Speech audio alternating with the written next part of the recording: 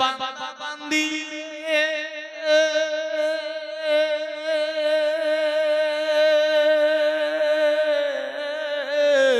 আমি ইজ্জত জিল্লতের মালিক, হায়াত মউতের মালিক। আমি আল্লাহ যারে জিন্দা রাখবো মারতে কেউ পারবে না।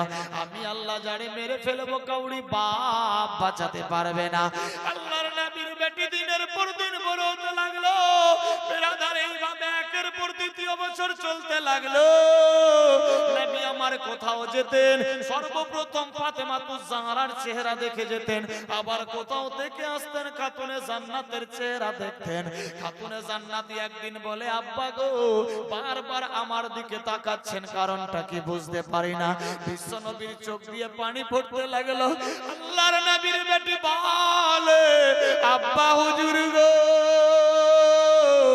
এমন কোন প্রশ্ন করলাম আপনার চোখ দিয়ে আঁসু বয়ে যাচ্ছে? ইয়া রাসূলুল্লাহ গোস্তাকি হলে মাফ করবেন, মাফ করবেন। নবী আমার বললেন, বেটি রে কোনই গোস্তাকি হয়নি, হয়নি, হয়নি। তবে কান্না দুই রকম হয়, একটা সুখের কান্না, একটা দুঃখের কান্না। বেটি রে তোমার চেহারাটা দেখতে আমার মা আমেনার মতো। সুবহানাল্লাহ। বেটি রে 4 বছর বয়স যেদিন আমার ছিল, আমি বাপ মারা দুনিয়ার বুকে এসেছিলাম, আব্বা ছিল না। মক্কার লোকেরা এতিম এতিম বলতো। আমি যখন তায়েব শহর থেকে মক্কা নগরে আসলাম, ছেলেরা নিজের বাপের হাত ধরে ধরে বেড়াই। আমি মাকে গিয়ে বললাম, মা গো ছেলেরা বাপের হাত ধরে ঘুরে, আমার কি আব্বা নাই? মা আব্বা কোথায়? আমার মা আমাকে নিয়ে ইসরাফ নগরে গিয়েছিলেন বাপের সঙ্গে সাক্ষাৎ করা। ভাল লাগে বাপের সঙ্গে সাক্ষাৎ করায়া বাপের রওজা পাক জিয়ারত করে যখন ফেরত আসলাম, আবুয়া নামক জায়গাতে 4 বছর বয়স বেটি রে আমার 4 বছর বয়স। আমার আম্মা জান আবুয়া নামক জায়গাতে সামনে দেশের রাস্তায় পর্দা হয়ে গিয়েছে। আমার মায়ের চেহারাটা এখনো ভেসে ভেসে উঠছে। ফাতেমা তোমার দিকে আমি বারবার তাকিয়ে দেখি, তোমার চেহারাটা আমার মা আমেনার মতো। সুবহানাল্লাহ। ফাতেমা তোমার চেহারাটা আমার মা আমেনার মতো। তোমার চেহারা দেখলে আমার দিল ঠান্ডা হয়ে যায়। ফাতেমা তোমার মুখের কাটিং দেখলে, তোমার সৌন্দর্য দেখলে আমার মা আমেনা মনে পড়ে।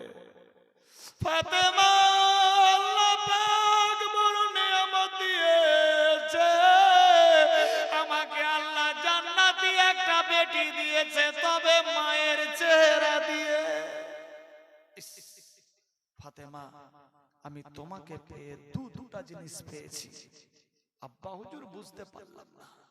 বেটি রে তোমাকে পেয়ে আমি বেটি পেয়েছি আর মায়ের চেহারা পেয়েছি।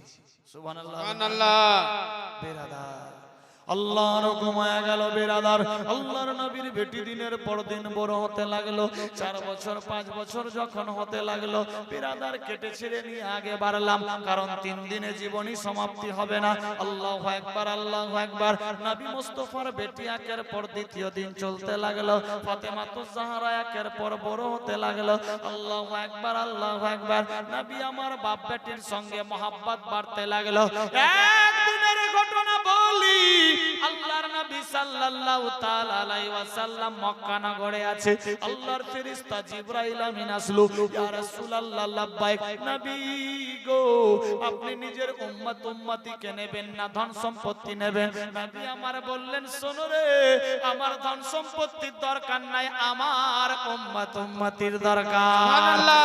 আল্লাহর নবী মুস্তাফা 63 বছর হায়াতে জিন্দেগি জীবনে কোনোদিন মিথ্যা কথা বলেননি। ইয়া রাব্বি হাবলি উম্মতি উম্মতি বলে আওয়াজ দিতেন। আল্লাহু আকবার, আল্লাহু আকবার। আল্লাহর নবী মুস্তাফাকে জিবরাইল আমিন বললেন, ইয়া রাসূলুল্লাহ আসসালামু আলাইকা আইয়ুহান নবিয়্যু। ওয়া আলাইকুমুস সালাম। জিবরাইল কি খবর বলো? নবী গো এই রকম নির্জন বাড়ির মধ্যে থাকলে হবে না।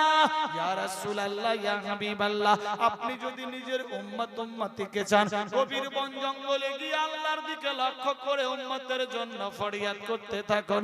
আল্লাহর নবী মুস্তাফা দেরি করলেন না, নিজের বাড়ি থেকে বেরিয়ে এক পা দুপা করতে করতে গভীর বন জঙ্গলে গিয়ে পৌঁছে গিয়েছে। ফাতেমার বয়স তখন 3 থেকে 4 বছর। আল্লাহু আকবার, আল্লাহু আকবার। মাথা থেকে নিয়ে পা পর্যন্ত ঢাকা, সমজদার মেয়ে, জান্নাতি মেয়ে। আল্লাহু আকবার। বাড়ির মধ্যে রয়েছেন।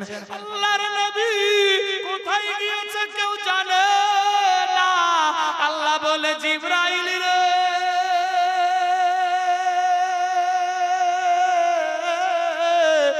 আজ আর দুনিয়ার বুকে কেউ নাই, তার জন্য আমি আল্লাহ পাক রয়েছি। আল্লাহু আকবার, আল্লাহু আকবার। আল্লাহর নবী সাল্লাল্লাহু তাআলা আলাইহি ওয়াসাল্লাম গভীর বন জঙ্গলে গিয়ে সিজদায় পড়ে রব্বে হাবলি উম্মতি উম্মতি বলে আওয়াজ দিতে আছে।